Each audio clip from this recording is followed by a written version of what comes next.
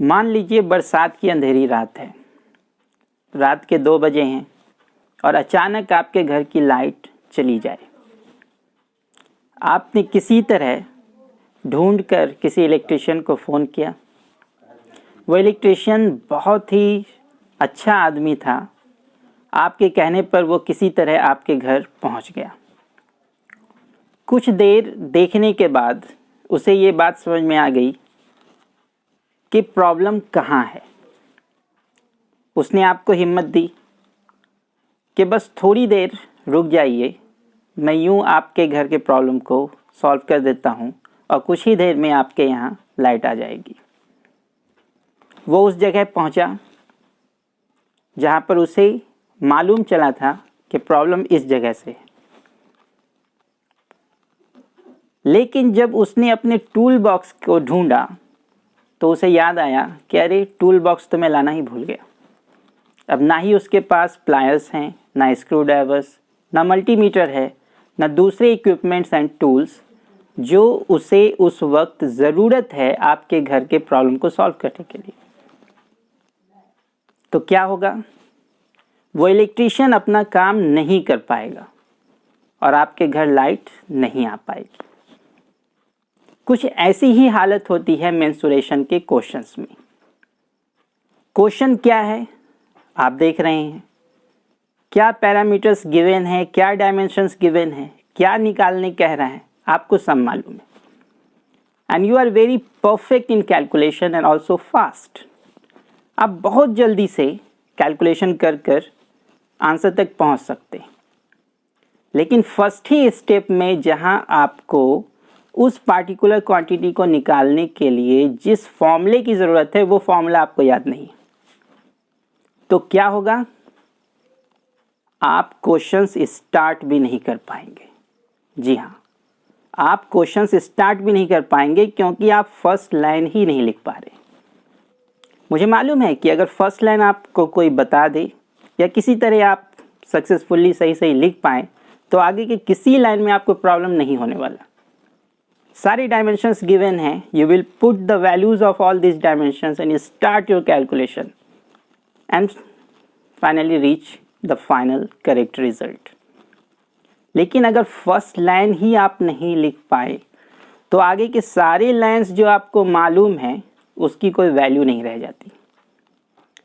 तो स्टूडेंट्स, अब मैं ये समझता हूँ कि आज का ये वीडियो कितना इम्पोर्टेंट है आपको बताने की ज़रूरत नहीं, क्योंकि आज के इस वीडियो में हम लोग जितने भी ज्योमेट्रिकल शेप्स आपको क्लास 9th और 10th में पढ़ने हैं, सारे के इम्पॉर्टेंट फॉर्मूलाज, जो भी क्वांटिटीज़ आपको एग्जामिनेशन में पूछे जाते हैं कि ये फाइंड करना है, वो फाइंड करना है, जितनी तरह के भी पॉसिबल क्वांटिटीज़ जो आपको पूछे जा सकते हैं या पूछे जाते हैं, उन सब के फॉर्मूलाज को आज के इस वीडियो में हम लोग देखेंगे।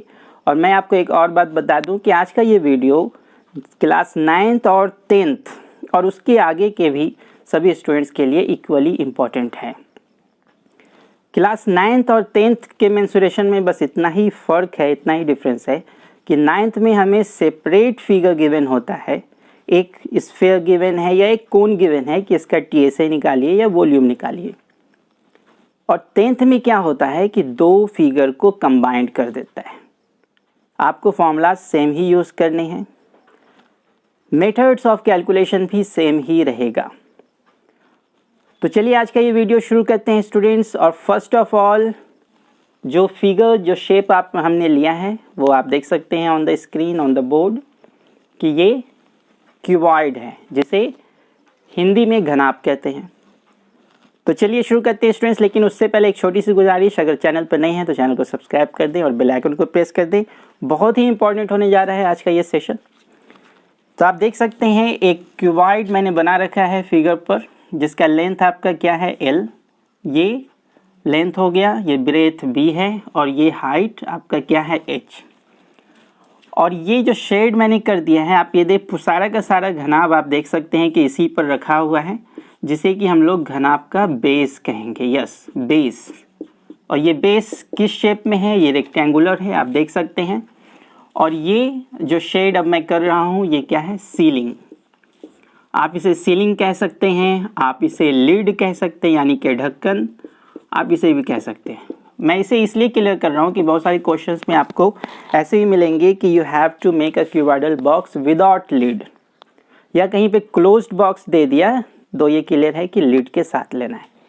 चलिए, तो जो जनरली क्वांटिटीज़ आपको निकालने के लिए कहे जाते हैं उसमें आपका TSA यानी कि total surface area, LSA lateral surface area, area of 4 walls, area of base, area of ceiling, volume and the diagonal. So these are the quantities that are frequently asked to find in different types of possible questions that can be made and composed on the topic cuboid. तो चलिए मैं लिखता हूँ इन सारे formulas को, आप इन्हें note कर लें।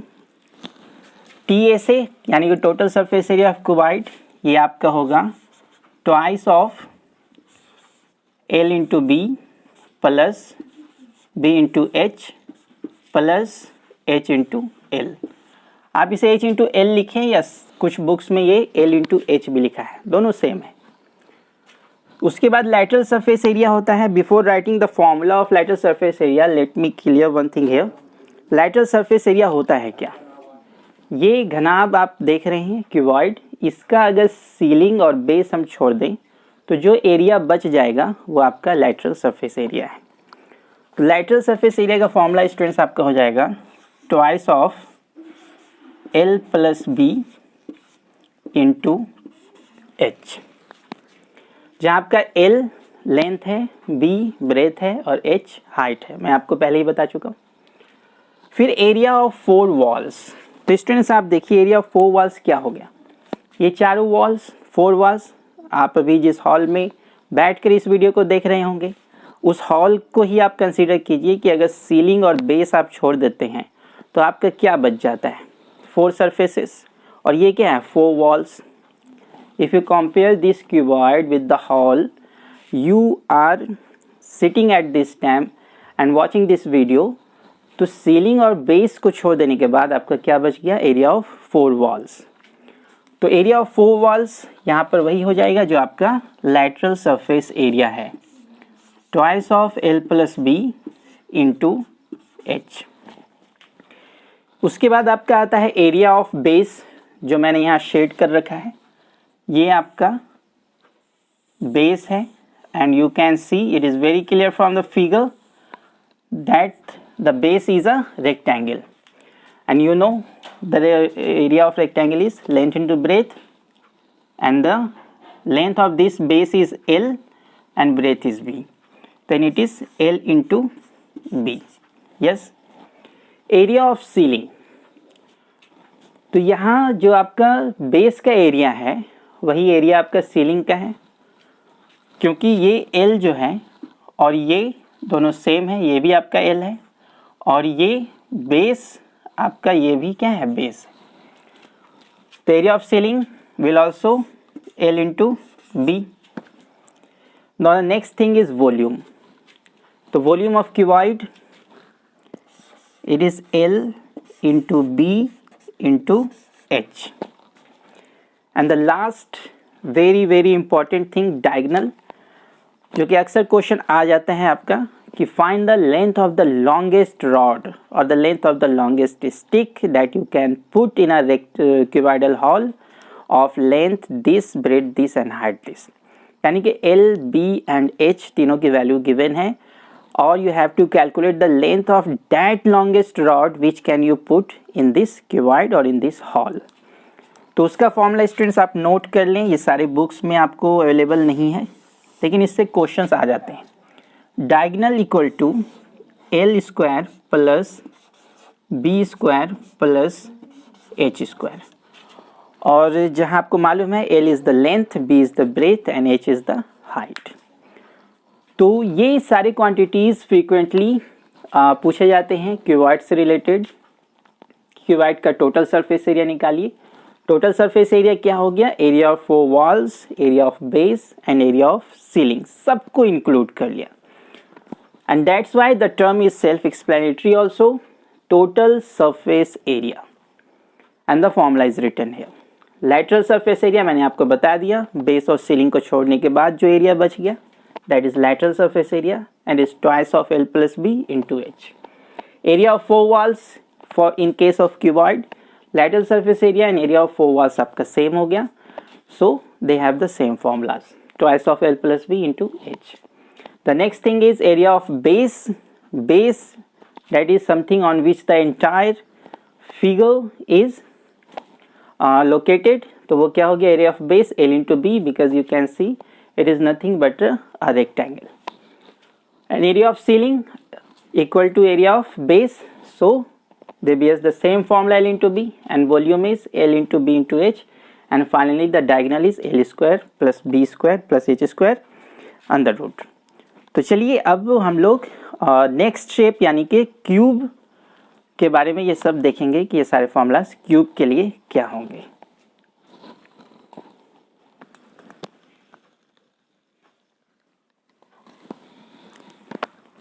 तो चलिए स्टूडेंट्स, अब हम लोग next figure, next shape cube के बारे में इन्हीं सब फॉर्मूलाज को देखेंगे कि इन्हीं सब क्वांटिटीज़ के लिए क्यूब का क्या फॉर्मूलाज है।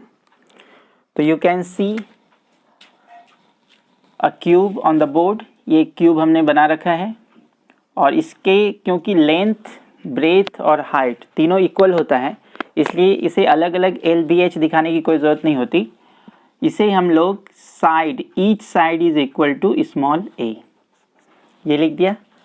लेंथ, ब्रेथ, हाइट सब इसका इक्वल ए के इक्वल है। इसे क्यूब, इस फिगर को, इस शेप को क्यूब कहेंगे और हिंदी में इसे घन कहा जाता है। जी हाँ, तो चलिए स्टूडेंट्स देखते हैं। टी एस ए यानी टोटल सरफेस एरिया, इसका फॉर्मूला हो जाता है 6a², where A is the length of each side और एज, समटाइम्स एज भी लिखा रहता है, और ये स्क्वायर ओनली ए पर है, 6 पर नहीं। लैटरल सरफेस एरिया, बेस और सीलिंग को छोड़ दिया तो ये हो गया 4a², yes 4a²। Area of 4 walls, मैंने आपको अभी क्यूबॉइड के केस में बताया कि एरिया ऑफ 4 वॉल्स और LSA सेम ही हो जाता है in case of cube and cuboid. तो एरिया ऑफ 4 वॉल्स आपका क्या हो गया, ये भी आपका 4a²। Area of base, you can see in the figure कि बेस क्या है आपका, एक स्क्वायर है जिसका साइड आपका क्या है a, तो एरिया ऑफ बेस आपका क्या हो जाएगा a²। एरिया ऑफ सीलिंग, आप फिगर में देख सकते हैं, सीलिंग भी आपका क्या है, एक स्क्वायर है और इसका भी फॉर्मूला तब क्या हो जाएगा a²। वॉल्यूम, इस क्यूब का वॉल्यूम जो आपका होगा वो होगा a³ यानी कि a⁻3। एंड डायगोनल, इसका भी डायगोनल स्टूडेंट्स आप याद रखें √3 मल्टीप्लाइड बाई a या √3a। तो ये सेम क्वांटिटीज़ जो हम लोगों ने क्यूबॉइड के केस में देखा था उसके क्या फॉर्मूलाज थे, and same quantities in case of cube उसके क्या फॉर्मूलाज हैं, ये आप नोट कर लें, बहुत ही इम्पॉर्टेंट हैं, इनसे क्वेश्चंस आते ही हैं। और अगर ये सब याद नहीं रहेंगे आपको तो जैसा कि मैंने आपको बताया आप क्वेश्चंस को स्टार्ट भी नहीं कर पाएंगे। तो चलिए अब हम लोग नेक्स्ट शेप के बारे में देखेंगे।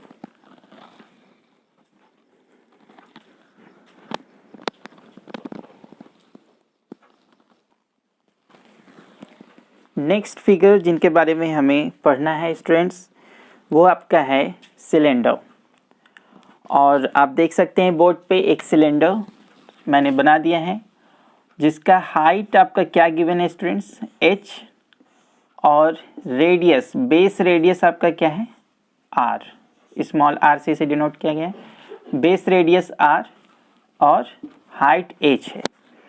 अब इसमें आपको क्या निकालना है, TSA यानी कि total surface area, CSA curved surface area, area of base and volume, ये 4 क्वांटिटीज़ आपको निकालनी है जिनके फॉर्मूलाज आपको याद होने चाहिए। तो चलिए मैं इनका फॉर्मूलाज 1 बाय 1 लिख देता हूँ। TSA टोटल सरफेस एरिया, इसका फॉर्मूला होता है 2πr multiplied by h plus r, जहाँ कि मैंने आपको बता दिया h is the height and r is radius. Curve surface area, it is 2πr H। Area of base, तो आप फिगर में देख सकते हैं स्टूडेंट्स, ये बेस क्या है? ये बेस आपका एक सर्किल है एंड एरिया ऑफ सर्किल क्या होता है? Pi R square. तो area of base is pi R square. And volume, तो वॉल्यूम स्टूडेंट्स आप याद रखें, volume of cylinder is pi R square H. तो ये 4 क्वांटिटीज़ जो आपका पूछे जाते हैं सिलेंडर में, तो चारों के फॉर्मूलाज मैंने आपको लिख दिया। और एक चीज़ मैं आपको और बता दूं कि sometimes you have to make an open cylindrical tank जिसमें कि लिड नहीं है। ओपन वर्ड का इस्तेमाल करने का ही मतलब ये हो गया without lid, and closed tank means कि लिड भी लेना है। तो ओपन सिलेंड्रिकल टैंक अगर है और